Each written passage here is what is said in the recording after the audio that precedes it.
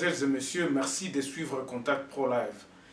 Ravi encore une fois de plus d'être devant vous pour un nouveau numéro. Dans ce numéro où nous allons essayer un peu de naviguer sur l'actualité, faire répondre à beaucoup de nos compatriotes qui ne cessent de nous écrire sur ce qui se passe justement en consultation. Et puis nous allons évoquer certains faits qui sont anodins, quoi, donc qui ne donnent pas espoir à l'Est de la démocratie du Congo. À l'Est de notre pays, il se passe des choses horribles. Je crois que je vais vous mettre ici depuis le mois de... Nous sommes au mois de novembre. Depuis le mois d'août, combien de personnes ont été massacrées. Ça fait à peu près une affaire de 1500 personnes qui, jour pour jour, nous comptons déjà à ces jours. Donc c'est tout simplement la troisième, donc la quatrième, les 3 mois restants de cette année. Regardez comment est-ce que nous pouvons espérer, est-ce qu'il peut y avoir un changement. Nous parlerons aussi de ces mémos-là que les députés, donc les personnalités du Grand Nord que le président de la République a reçu. Et tout ça, justement pour répondre, vous allez m'excuser aujourd'hui parce que nous n'allons pas parler un peu de la Constitution. J'ai à peu près une multitude de questions qui m'a été envoyée pour que je puisse essayer un peu de réfléchir sur ça.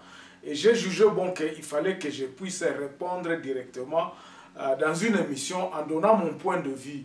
Et puis en essayant un peu d'expliquer ce qui se passe exactement. Parce que le pays est dans un moment difficile où on ne sait pas. Allons-nous continuer avec le statu quo ou y aura-t-il des changements? Et s'il y a changement, qu'est-ce que nous pouvons entrevoir dans ces changements-là? Il y aura toujours encore le même système qui nous gouvernera où le chef a tout faire. Kinshasa doit tout faire. Et c'est là l'épine que nous marchons dessus. Mais avant d'aller un peu plus loin, prenons les grands titres des journaux qui paraissent sur Internet. Nous avons choisi 5 journaux. Voici les grands titres des journaux qui paraissent sur Internet. Nous commençons par élection.net. Liaou menace Kambere en justice. Et puis Ghana, décès de l'ex-président Jerry Rawlings. Ouele Isiro, le CPG plaide pour la promotion de la main-d'œuvre locale au GEFREM. Actualité C2 parle. RDC, l'armée appelle les acteurs politiques à s'abstenir de piloter sur les activités et d'adresser des invectives à son commandement. Et puis la sécurité des journalistes au cœur du forum entre l'UNESCO, GED, CSAC et l'UNPC. Congo profond, la Senko après les échanges avec Laurent Kamba, il a un rôle à jouer dans la crise. C'est lui la plaque tournante dans la gestion du pays. 7 sur 7, les consultations, voici le programme de ce jeudi. Donc on va recevoir des gens là-bas. La consultation des gouverneurs de province en réunion pour élaborer un mémorandum commun à soumettre au chef de l'État. Et puis on termine par Radio Okapi. Nord Kivu, la mutualité Bashi Majirane exige les enquêtes sur les tueries perpétrées par le Mai Mai du NTC rénové à Matungu. Merci, on se revoit demain dans un nouveau numéro. Au revoir. Merci en tout cas de suivre ces informations. Vous pouvez aller sur ces journaux-là. Et puis Botanga, Binomoko, sujet Oyo, c'est très intéressant, ça pourra vous aider aussi à vous fixer l'opinion. Alors, Tobandana nous Nalikamboya Est. Nous avons vu l'année dernière, donc Toloba année Oyo Kaka depuis Bandeli, les promesses que le président de la République a fait pour que Makambo Oyo y a tuerie et si là. Nous avons vu les personnalités qui ont été sur place, baso déplorer. Est-ce que biso ba Congolais tozana na makokite ya kosilisa biloko wana? Est-ce que toyebi vraiment eloko nini yango ezo salema na Est?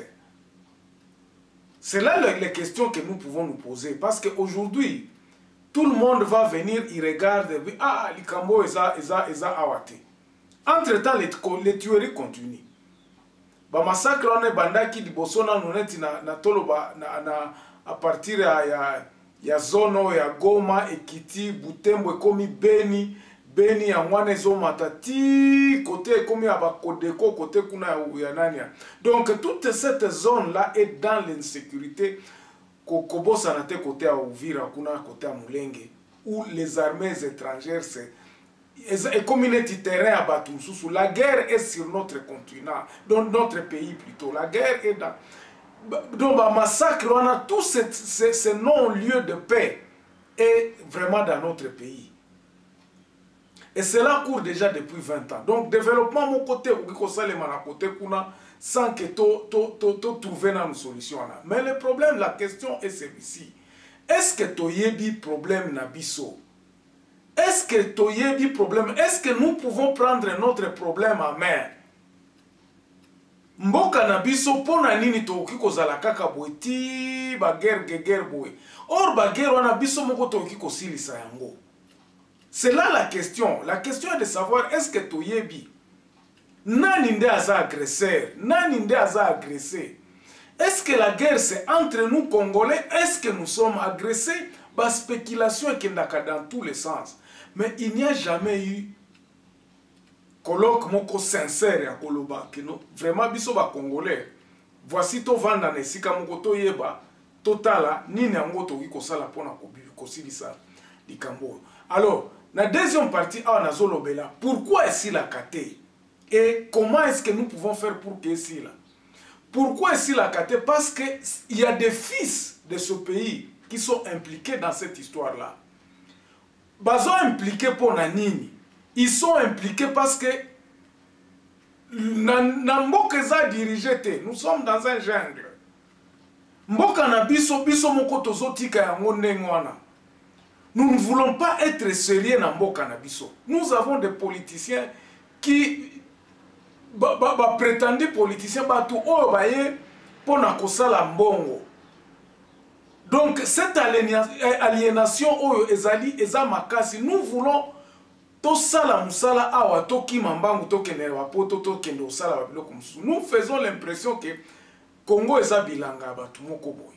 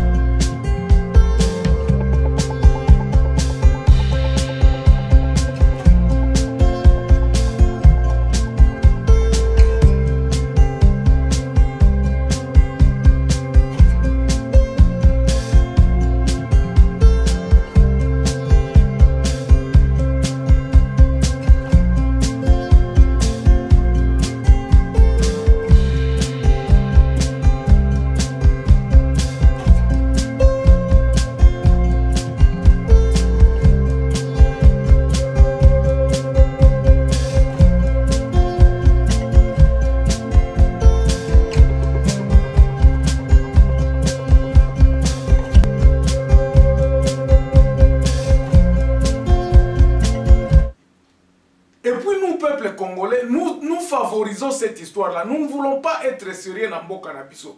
Tolingi ko bongisa ba infrastructure en Mboka na biso. Tolingi te ko sala Mboka na biso ezala responsable. Alors, awa nalingi ko loba likamnini. Nalingi ko loba boye. Nous devons définir le pouvoir du Congolais. Le pouvoir du Congolais, le Congolais doit être défini. C'est là où nous devons commencer. Président Lelo soki alingi ko bongisa Mboka oyo, il faut bongisa Mboka oyo à partir ya pouvoir ya base. C'est-à-dire que lorsque la base a le pouvoir, ekozala ni l'Europe ni l'Amérique, nous ne suivrons pas la voie de quelqu'un d'autre. Nous suivrons la voie qui se présente et pas na biso. Pourquoi tokoki ko éviter ba politikaire oyo? Qu'est-ce qu'il faut pour que tu évites ba politikaire? Qu'est-ce qu'il faut pour que tu évites d'aventurer comme en tête en boca? Comment est-ce que nous pouvons réfléchir que le territoire, la zone, la province, est à la diriger en boca? Comment nous pouvons obtenir cette cohésion nationale? Alors, dans toutes ces questions fondamentales, il faut implication ya batu nyonso tout. Et c'est là où j'entre dans likambo o tozo mona lelo ya consultation populaire. Tozo pesa makoki nyonso na mutu moko. Imagine-toi que le président de la République est en train de consulter. C'est comme si c'est lui qui détient la clé ya kofungola mboka na biso. Nous avons vu comment il s'est allié. Ba alliance na esuki mabe kuna. Il ne peut pas faire ça. Akoki kotonga mboka oyo ye mon côté. Il ne peut pas. Il ne peut pas. Il doit absolument partager le pouvoir. Nandenge otozali, il ne faut pas que mutu moko azala na pouvoir. Parce que ceux qui tolingi to copier makambo ezo sala na poto, ils ont leur culture. Bazana culture na bango que président akoki ko sala boete, akoki ko sala boete. Mais nous par contre, c'est ça que nous voulons le copier par la constitution. Mais nous par contre, nous allons encore donner le pouvoir à un seul homme. Tozo kanisa, tozo pesa mutu moko kaka pouvoir. Et c'est là le problème. Pouvoir ango tozo pesa ngoka mutu moko. Nazo kota sikona likambo ya memo oyo ba notable ya Nord Kivu o bazala ki resi na consultation populaire ba pesa ki mokonzi. Bandeko, notion wana ya ki mokonzi, il faut to banir ango nano. Parce que la constitution elle-même azako contraindre yeke azana ba makoki mususu ta ko sala sans que a se consulter boya sala boye akoki ko boma parlementaire ko sala boye parce que c'est ça la constitution qui nous dirige. Mais alors pourquoi alors biso moko bana mboka tozo kende kopesa kael sous pouvoir ya koloba non yende mutu alaka kibo yende mutu alaka kibo? Est-ce que nous pouvons pas réfléchir biso moko na Sud Kivu na Nord Kivu total tolobi?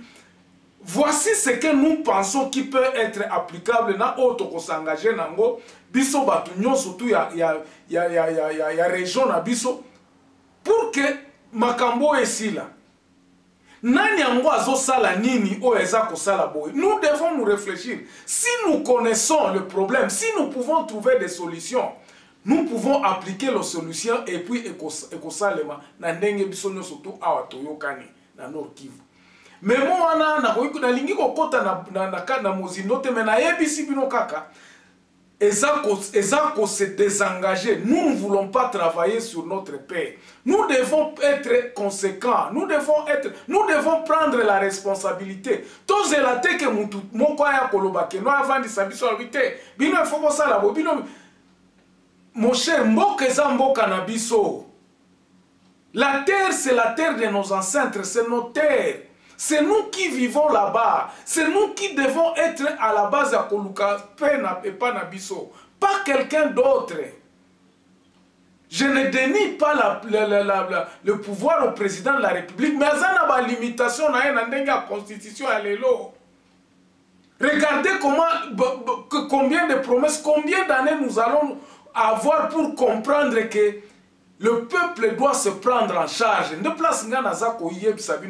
peuple doit se prendre en charge. Autour de la philosophie, Mboka Mobimba de bas Congo, na Congo central, Tina Bao na Ouele, Tina Lomami Kuna en passant par Mbandaka. Il faut que les gens se prennent en charge. Il faut que Batouba Yeba et Lokonini Bazanango et Lokonini Bakosala. Organisons-nous, ce n'est pas les intellectuels qui nous manquent. Nous devons réfléchir par des coalitions, des conférences, pas des coalitions mais des conférences. Il y a vérité à Kolobate. Ba ADF Bazalaka Awate, voici ce qui nous tue. Parce que nous connaissons la vérité. Yangwana mémoire nangai nazanango d'accord te.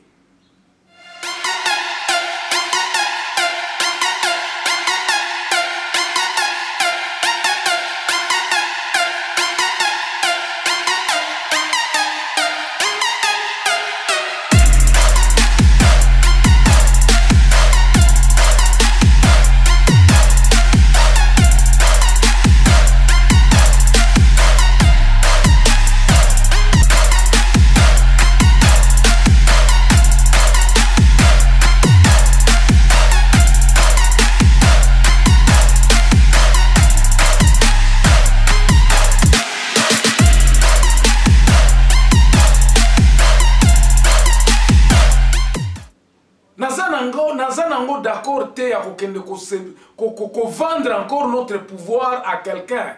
Nous devons exiger aujourd'hui à ce que les gens commencent à prendre leurs responsabilités. Tous à la vis-à-vis, les relations doivent être égaux. La relation na biso na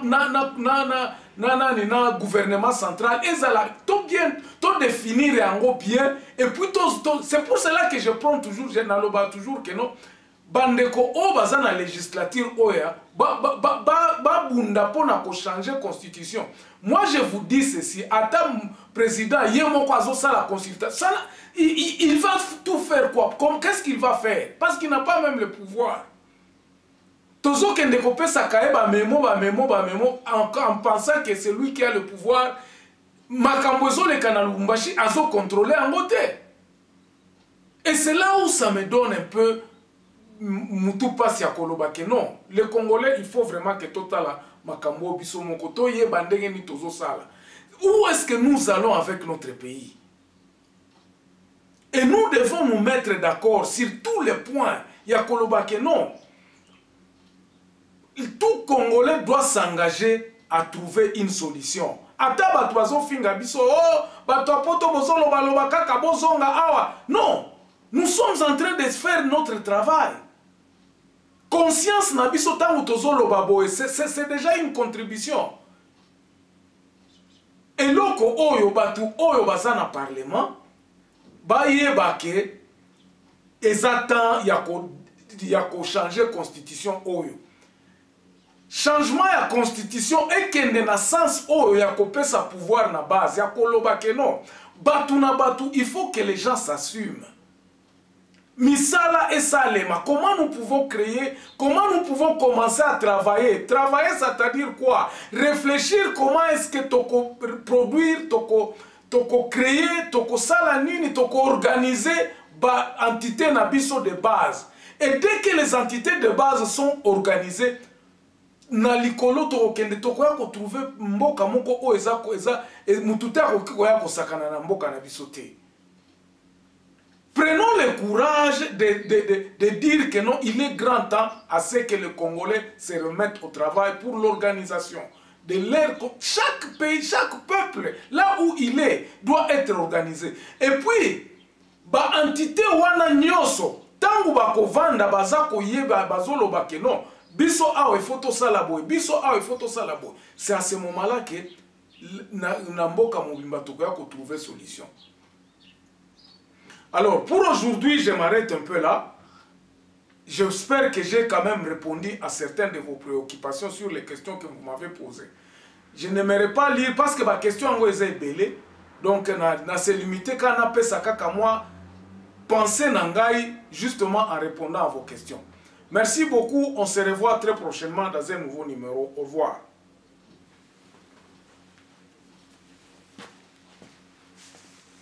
Po na nini na esika ya kosalela mayele ebele bandimi kosomba na mbongo mutu azalaka na eloko toza kobenga wisu wa zaba nde wana nto ya kibomutu kasi botika na talisa bino nto ya mabe eza kouta na buyoyo ya bazuzi ya mboka esengeli na bankokoni basosola malamu tokotika te makanisi ya kitoko misala ya malamu nde wana makasi na biso yango wana maye kozalaka toujours kitoko. Juste 30 secondes.